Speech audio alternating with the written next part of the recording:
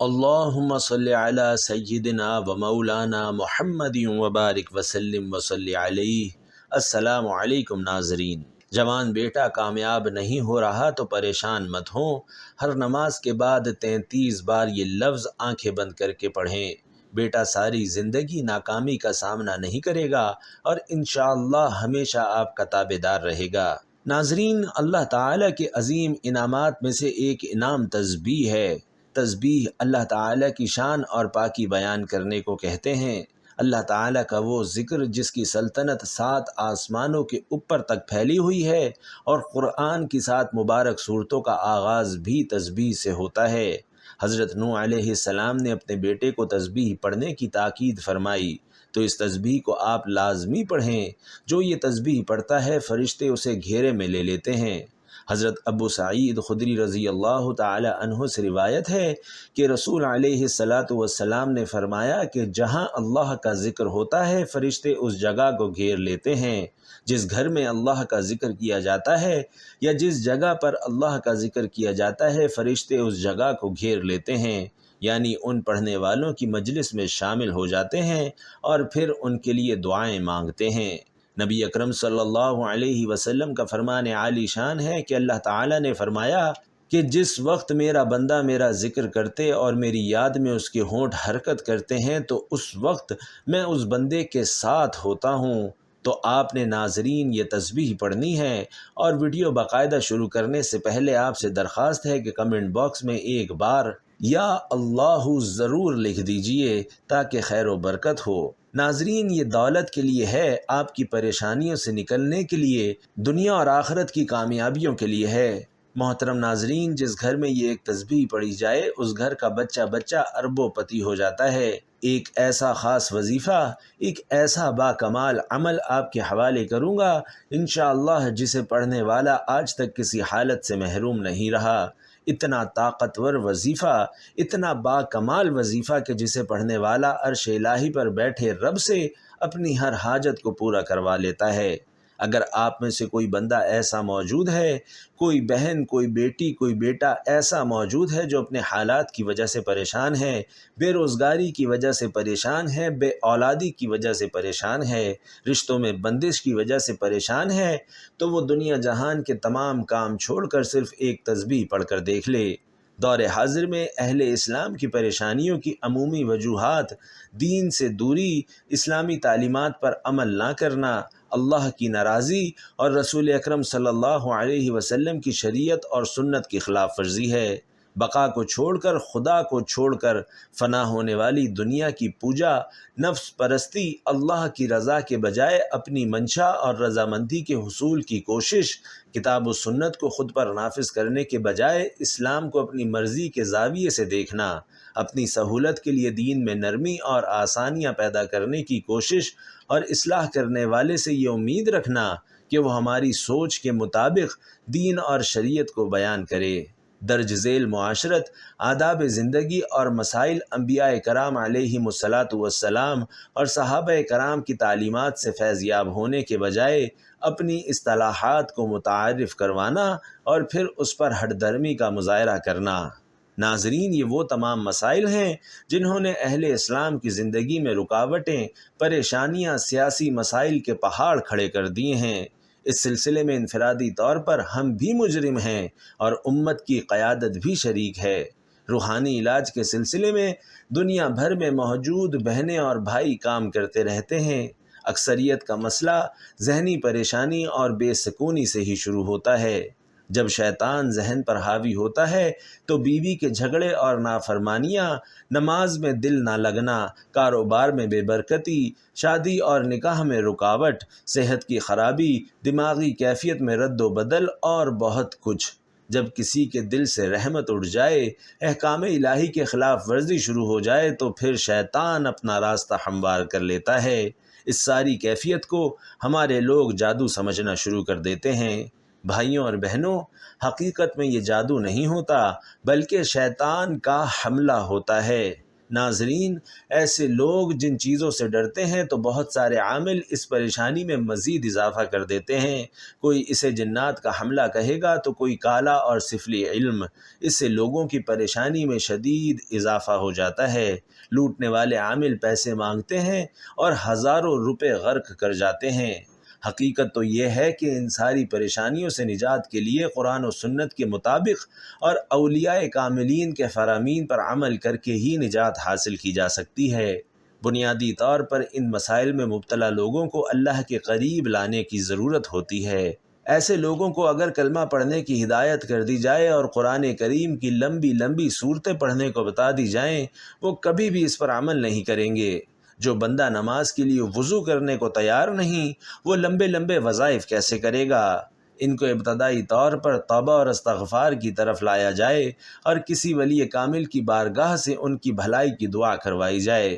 میں نے تمام بزرگان سے سبق سیکھا ہے کہ ذہنی، نفسیاتی اور معاشرتی مسائل کے شکار ہر انسان کو اللہ کے قریب لاؤ، توبہ اور استغفار کی طرف راغب کرو، اور اس سلسلے میں استغفار کی کثرت اور تیسرے کلمے کا ورد اکثیر ثابت ہوا۔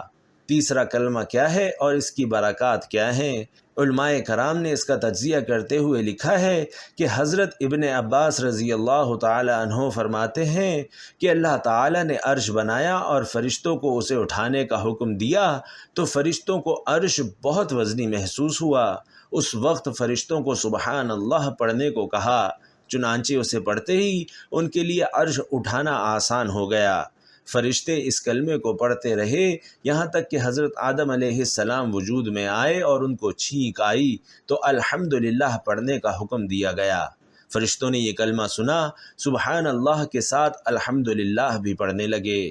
پھر حضرت نوح علیہ السلام کا زمانہ آیا تو بت پرستی کے خلاف اللہ نے حکم دیا تو قوم کو لا الہ الا اللہ کی تلقین کرو۔ فرشتوں نے اسے بھی ملا کر پڑھنا شروع کر دیا، حتیٰ کہ حضرت ابراہیم علیہ السلام کا زمانہ آیا۔ حضرت ابراہیم علیہ السلام کو حضرت اسماعیل علیہ السلام کی قربانی کا حکم ملا، وہ عمل کرنے لگے تو جنت سے حضرت جبرائیل علیہ السلام دمبا لے کر آئے، اسماعیل علیہ السلام کی جگہ اسے قربان کر دو۔ حضرت ابراہیم علیہ السلام کی زبان سے خوشی سے نکلا اللہ اکبر۔ ناظرین، فرشتوں نے اسے بھی ملا لیا اور یوں پڑھنے لگے، یہاں تک کہ حضرت محمد صلی اللہ علیہ وسلم کا زمانہ آیا۔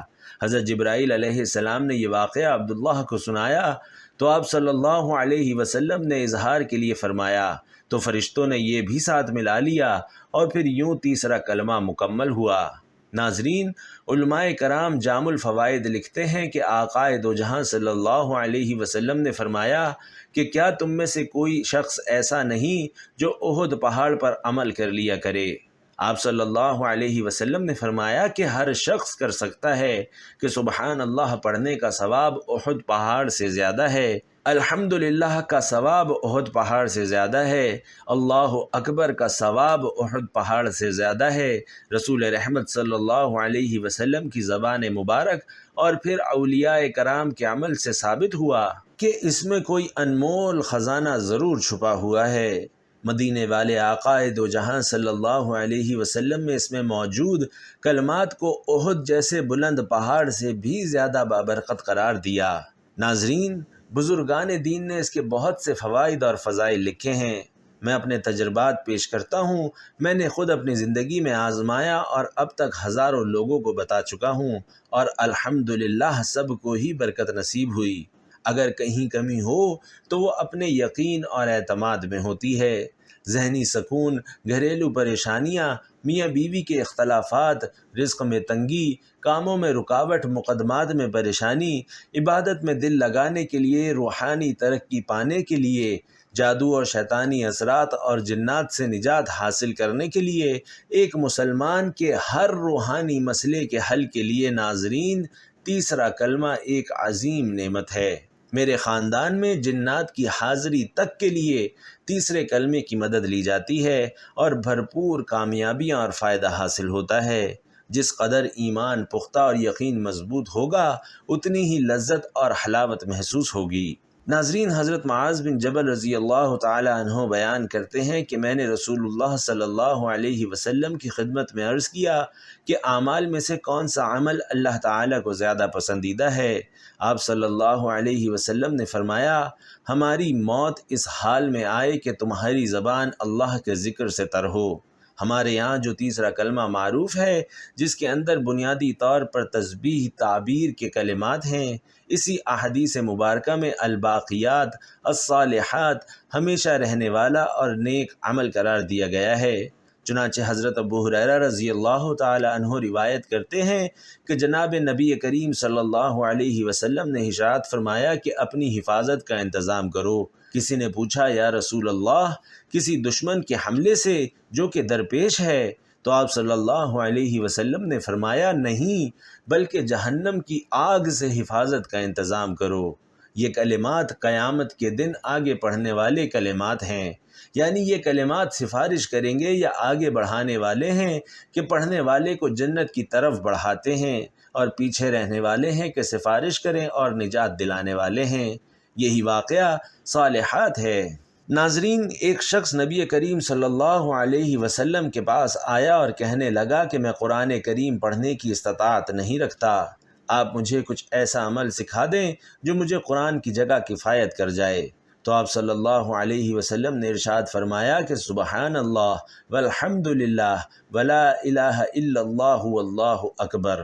اور منصب ابن ابی شیبہ ہی میں حضرت حسن بصری رحمۃ اللہ علیہ سے مراسلہ روایت ہے کہ آپ صلی اللہ علیہ وسلم نے فرمایا کہ دن میں 30 مرتبہ یہ کلمہ کہنا ایسا صدقہ ہے جو آسمان و زمین کے درمیان کو بھر دیتا ہے۔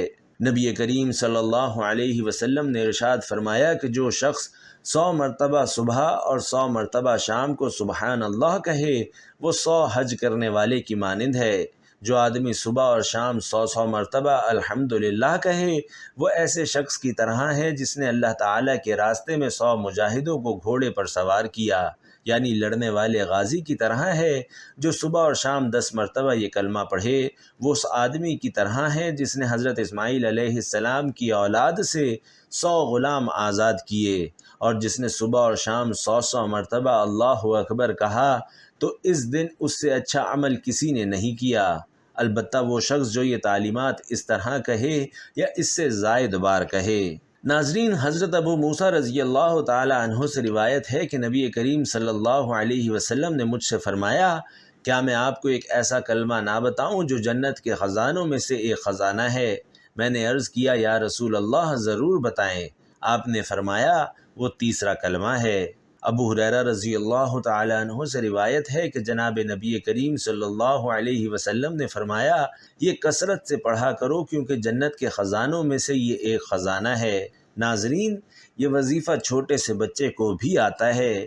یہ وظیفہ اتنا خاص ہے، آپ اپنے گھر میں موجود رب کے سامنے گھر میں سکون اور برکت، رزق اور دولت میں فراوانی کے لیے پڑھ لیں تو آپ کا وظیفہ قبول ہوگا۔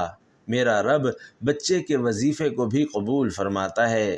اگر آپ کے گھر میں موجود جوان بیٹیاں جو اپنے رشتوں کی وجہ سے پریشان ہیں، ایک بار یہ وظیفہ پڑھ کے دیکھیں۔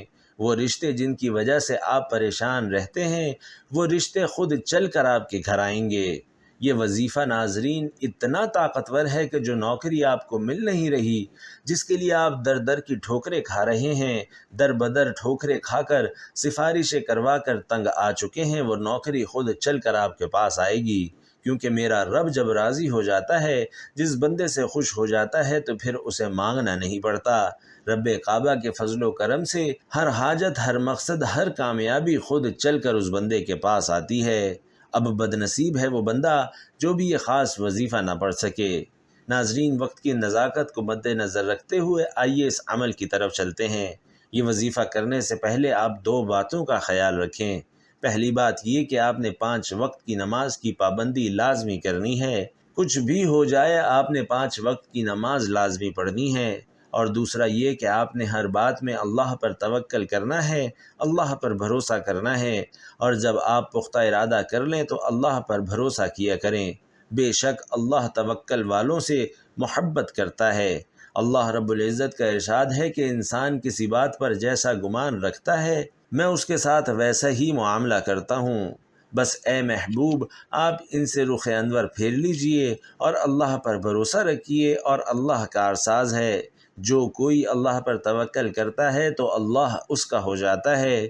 بے شک اللہ بہت بڑی غالب حکمت والا ہے، اور اللہ کے دامن کو مضبوطی سے تھامے رکھو، وہی تمہارا مددگار اور کارساز ہے۔ بس وہ کتنا اچھا کارساز ہے اور کتنا اچھا مددگار ہے۔ آپ یہ سوچیں کہ اللہ پاک آپ کو رزق دے گا تو آپ خود محسوس کریں گے کہ اللہ پاک آپ کو بہترین رزق دے رہا ہے۔ ناظرین، عمل کی بہترین رہنمائی کے لیے ویڈیو کو آخر تک ضرور دیکھیے گا۔ عمل کیا ہے؟ کسی بھی نماز کے بعد آپ یہ وظیفہ پڑھ سکتے ہیں۔ چاہے تو نماز عصر کے بعد پڑھ لیں، چاہے تو رات سونے سے پہلے پڑھ لیں، چاہے تو رات کے 10 بجے 11 بجے پڑھ لیں۔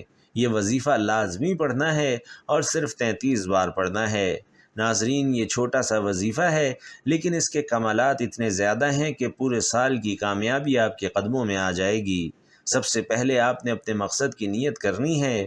جو بھی حاجات ہوں، جو بھی آپ کی خواہشات ہوں، جو بھی آپ چاہتے ہیں کہ اللہ تعالیٰ جلد پورا کر دے۔ اگر آپ بے اولاد ہیں اور بے اولادی کے لیے وظیفہ کر رہے ہیں، رزق کی تنگی کے لیے، تنگ دستی کے لیے، یا اولاد کے رشتوں کے لیے یہ عمل کر رہے ہیں، تو سب سے پہلے اپنے ذہن میں اپنا مقصد رکھیں اور کہیں کہ اے اللہ، میں اس مقصد کی نیت سے یہ وظیفہ پڑھ رہا ہوں۔ نیت کرنے کے بعد نبی پاک صلی اللہ علیہ وسلم کی ذات پاک پر درود پاک 3 بار، 7 بار یا 11 بار پڑھنا ہے۔ درود پاک آپ کوئی سا بھی پڑھ سکتے ہیں۔ آپ چاہیں تو آسان اور مختصر سا درود صلی اللہ علیہ وسلم پڑھ لیں یا صلی اللہ علی محمد پڑھ لیں۔ اگر آپ درود ابراہیمی پڑھتے ہیں تو اس کی فضیلت سب سے زیادہ ہے۔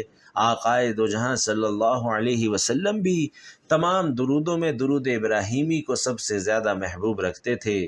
ناظرین، درود پڑھنے کے بعد کیا کرنا چاہیے؟ آپ قرض سے نجات چاہتے ہیں، من پسند نوکری چاہتے ہیں، من پسند شادی چاہتے ہیں، بے روزگاری کا خاتمہ چاہتے ہیں، گناہوں سے نجات چاہتے ہیں، دنیا کی کوئی بھی حاجت ہے تو نیت کرنے کے بعد پوری طور پر آنکھوں کو بند کر لیجئے اور تیسرا کلمہ پڑھنا شروع کر دیجئے۔ آج کے دن اپنے مقصد کی نیت کرنے کے بعد جو بندہ تیسرا کلمہ 100 بار پڑھے گا، میں ایمان سے کہتا ہوں کہ 100 بار تیسرا کلمہ پڑھتے دوران اگر آپ کسی طاقتور دشمن سے نجات چاہتے ہیں، وقت کے حاکم بھی آپ کے قدموں میں آ جائیں گے۔ نوکری، حاجت یا خواہش جن کے لیے انسان پوری زندگی دوڑتا ہے، تگ و دو کرتا ہے، محنت مشقت کرتا ہے، یہ تمام چیزیں خود چل کر آپ کے پاس آئیں گی۔ ایک بار تیسرا کلمہ سماعت فرما لیں۔ سبحان اللہ والحمد للہ ولا الہ الا اللہ واللہ اکبر ولا حول ولا قوة الا باللہ العلی العظیم۔ ناظرین، اس کے بعد آنکھیں بند کر کے 33 مرتبہ یا ذوالجلال والاکرام پڑھیں اور اس کے بعد 21 مرتبہ سورۃ الکوثر پڑھ لیں۔ آج کے دن یہ وظیفہ پڑھنے سے انشاءاللہ آپ مقناطیس بن جائیں گے۔ یہ رزق اور دولت آپ کی طرف ایسے بھاگے گی جیسے کامیابی صرف آپ کے لیے ہی بنی ہو۔ میرا بس چلتا تو میں ہر مسلمان کو اس وظیفے کو کرنے کو کہتا کہ پوری دنیا کے مسلمان یہ وظیفہ کریں۔ بندہ کہتا ہے کہ رب کی عنایت کیا ہے اور رب کی غیبی مدد کیا ہے۔ جو بندہ کھلی آنکھوں سے رب کے کمالات کو، رب کے معجزات کو دیکھنا چاہتا ہے، یقین کامل کے ساتھ اپنے مقصد کی نیت کرنا جو آپ کو لگتا ہے کہ پورا ہو ہی نہیں سکتا۔ ناظرین، مقصد کی نیت کرنے کے بعد تیسرا کلمہ 100 بار پڑھنا ہے، اور جب آپ کی زبان سے تیسرا کلمہ نکل رہا ہو، روتے ہوئے، تڑپتے ہوئے، سسکتے ہوئے میرے پیارے رب کعبہ سے مانگتے چلے جائیں۔ میرا رب عطا فرماتا ہے۔ بندہ رب سے 1 بار مانگتا ہے، میرا رب 70 بار عطا فرماتا ہے۔ اگر آپ اللہ تعالیٰ سے 1 لاکھ مانگیں گے، میرا رب 70 لاکھ عطا فرمائے گا۔ ناظرین، یہ وظیفہ خود بھی کیجئے، دوسروں کو بھی بتائیے۔ آپ یہ وظیفہ ایک دوسرے کے لیے بھی کر سکتے ہیں۔ آپ جس حاجت کو اپنے ذہن میں رکھیں گے، 100 مرتبہ پڑھنے سے انشاءاللہ میرا رب راضی ہو جائے گا اور ہر مقصد میں کامیابی کو یقینی بنا دے گا۔ ناظرین، لوگ وظیفہ کرتے ہیں، بتاتے ہیں ہمارا مقصد آپ تک وہ وظائف پہنچانا ہے جو آپ کی زندگی کو بدل دیں۔ لوگ وظیفہ بتا کر ایک طرف ہو جاتے ہیں۔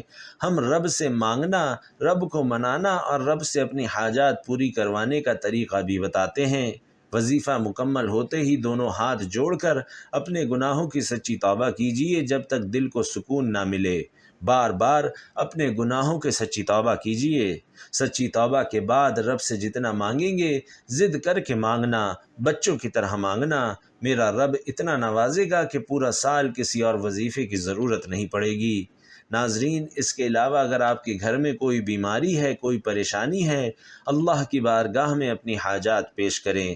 اللہ تعالیٰ آپ کی دلی خواہشات، آپ کی تمام تکالیف، دکھ اور پریشانیوں سے بخوبی آگاہ ہے۔ وہ سب اللہ کے حکم سے انشاءاللہ ختم ہو جائیں گی، لیکن اس کے باوجود بھی اللہ تعالیٰ کو انسان کا اپنے سامنے مانگنا بہت پسند ہے۔ اس لیے آپ خود دل لگا کر اور دل سے مکمل یقین سے، مکمل اعتماد سے اللہ سے مانگیے اور ہمیشہ اسی طریقے سے دعا مانگیے۔ اللہ تعالیٰ سے سچے دل کے ساتھ دعا مانگیے اور مکمل بھروسہ رکھ کر مانگیے۔ اللہ تعالیٰ آپ کی ہر دعا قبول فرمائے گا اور پھر آپ خود حیران ہو جاؤ گے۔ ہمارے نبی کریم صلی اللہ علیہ وسلم بھی دعا مانگا کرتے تھے۔ پھر آپ سب بھی میرے ساتھ دعا مانگیے کہ اے اللہ، اے میرے پروردگار، تیرے سوا اس قابل کوئی بھی نہیں کہ جس کو مدد کے لیے پکاروں۔ تیرے سوا کوئی نہیں جو ہر وقت اور ہر جگہ حاضر و ناظر ہو۔